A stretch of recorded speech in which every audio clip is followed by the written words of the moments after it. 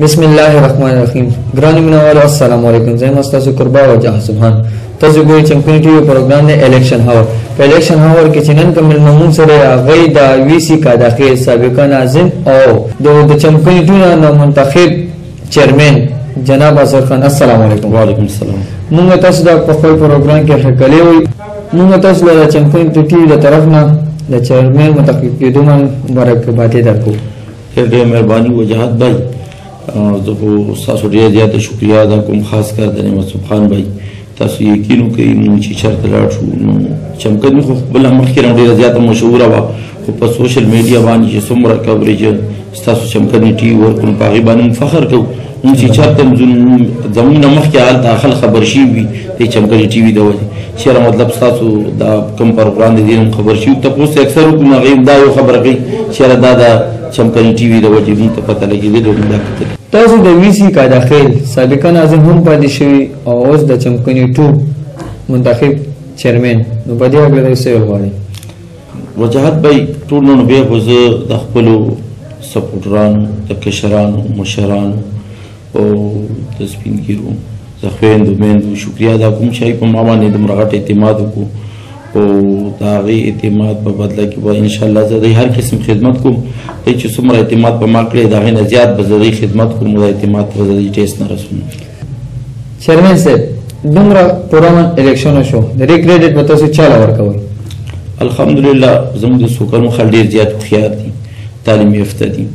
دې کې داسې خبره مخکې هم کله نه شوې او انشاءالله دې ځل هم نه وه شوې. د الله تعالی په فضل سره الیکشن ډېر ښه پرامن شو. د دې کریډټ زموږ د عوامو ته او زموږ د کینډیډیټو ته ځي چې ټولو ښه طریقه باندې د الیکشن وکړو. اصغر خان ستاسو د علاقې لپاره ترجیحات څه دي؟ یاره تاسو ته څنګه پته ده ما مخکې 2015 کې یو لوډر ایستی او دا صفایانو دپاره مې دا لختي مختي صفا کولو د کورونو ګندونو چتول څنګه چې تاسو ته پته صفایي نصفي ماندې ما په دې خبره باندې عمل کړی.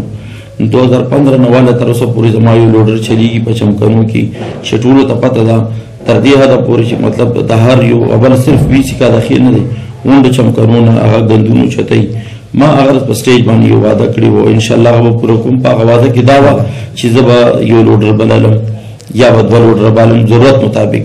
د هغې نه پس زما دا دی چې زه اوس نن سبا ما یو پرون یو لوډر ایستی دی خو لا مې دا کړی چالو کړی نه ځکه چې څه مسایل پکې شته دی. هغې نه پس مې شروع کوم د خیره سره. زما دویمه ترجیح د معذورانو دپاره یو سنټر کلاول دی او د هغې سره سره درېیمه ترجیح کې مې امبولینس زموږ په کلي کې د امبولینس ډېر سخت ضرورت دی. زه به کوشش کوم چې ډبل 1 ډبل 2 سره یا ایدي والا سره خبرو کوم که نی نو دا امبولینس ما وعده کړی دی انشاءالله دا وعده به پوره کوم. دې سوګڼو دپاره به زه یو امبولینس الم.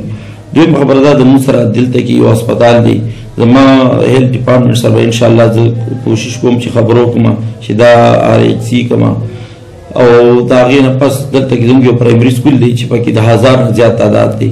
نو ایجوکیشن ډپارټمنټ سره به خبره کوو چې مطلب د دې څه متبادل ذریعې روباسو چې د دې د حل هم وشي ځکه چې دا ډېره ګرانه دی ماشومانو دپاره. وجاهت بھائی دې نه پس زما داسې اراده سلام مشورې پې چالو دي چې زه د چمکني ټو د مختلف مکاتب فکر مشران راغون کوم او یو اصلاحي کمیټي جوړه کړم. دا کمیټي کار به دا وي چې د خپلو کې اکثر جنګ جګړې معمولي غوندې کې راشي نو دا جنګ جګړې به دا مشران حل کوي او دا مشران به یک طرفه فیصله نه کوي. دا به صرف الله ته جواب دی وي ما ته او تا ته به نه وي او دا معمولي خبرې دي. موږ دا کوشش کوو چې دا تاڼو ته لاړې نه شي او زموږ دا مشران یې حل کړي. اصغر خان تاسو د سنټر خبره وکړه نو په دې هکله ما زموږ د مینوال تحصیل باندې لږ پوه کوي. جهاد بھائی زموږ پروګرام داسې دی چې موږ دا سنټر کولاو د 15 یا د 10 ماشینونو نه په دې کې به دا سوکنو کې دا ډېر زیات غریبان چې کوم دي او دا معذور هلکان چې کوم دي دې ته به د هنر ښودلی کېږي د طلایي او هغې سره سره به لږ ډېر ورسره دنیاوي تعلیم هم ښودلی کېږي.